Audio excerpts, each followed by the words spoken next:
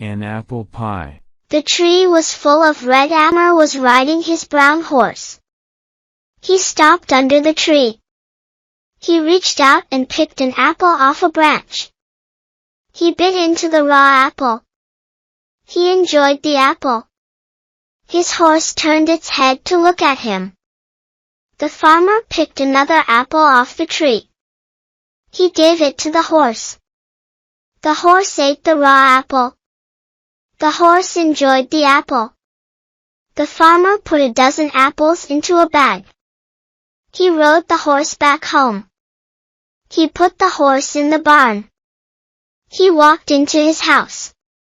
The cat rubbed up against his leg. He gave the cat a bowl of warm milk.